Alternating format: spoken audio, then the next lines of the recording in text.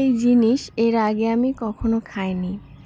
প্রথমবার রান্না করলাম এবং প্রথমবার সাকসেস হলাম। আসসালামু আলাইকুম। এটাকে আপনারা কি বলেন? এটা আমাদের দিকে মান বলে।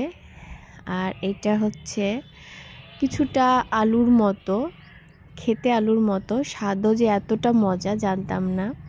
তো আজকে প্রথমবার ট্রাই করছি এবং সেটা আপনাদের সাথে শেয়ার করছি। তো আমি এখানে প্রথমে মানটাকে ভালো করে ছিলে নিচ্ছি। উপরের চোকাটা ফেলে দিতে হবে। আর এটা নাকি খেতে অনেক মজা। তো যখন রান্না করি, যেহেতু আমি প্রথমবার রান্না করছি আর আমি প্রথমবারই দেখছি এটা, এর আগে কখনো দেখিনি। এমনি ছবিতে দেখেছি, ভিডিওতে দেখেছি, কিন্তু বাস্তবে আসলেই দেখিনি এটা।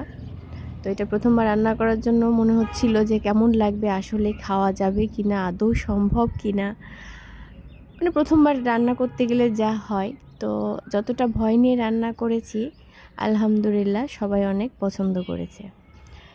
যেহেতু সবাই পছন্দ করেছে তাই ভাবলাম যে আপনাদের সাথে শেয়ার করি এবং আপনারা এইভাবে রান্না করে দেখতে পারেন, অনেক মজা লাগবে। আর এই রেসিপিটা যদি থাকে তাহলে আমার কাছে মনে হয় মাছ মাংস কোনো কিছুই দরকার হবে না, মুখের স্বাদটাও পাল্টাবে। যেহেতু প্রত্যেক দিন মাছ মাংস খেতে ভালোও লাগে না, আর এতে আছে প্রচুর, মাঝে মাঝে তো আমরা নিরামিষ খাই, সেই নিরামিষের দিন যদি এইটা থাকে তাহলে আর কোনো কথাই নাই। তো চলুন আমরা রান্নায় চলে যাই। তো আমি এখানে প্রথমে রান্নার তেল নিয়ে নিলাম, 2টা তেজপাতা, দারচিনি আর কিছু কাঁচামরিচ দিয়ে দিলাম।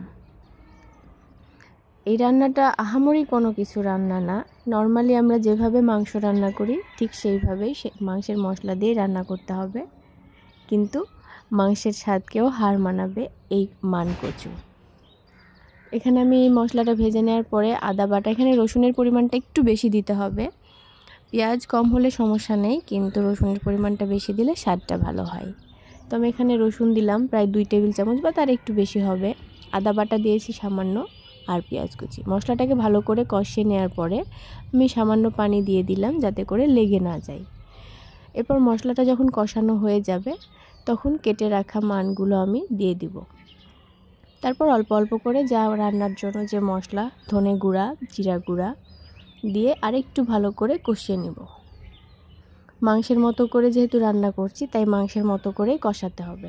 আমি এক্সট্রা পানি খুব বেশি দিব না। তারপর যখন একটু আধা সিদ্ধ হয়ে আসবে সে সময় দিয়ে দিলাম টমেটো।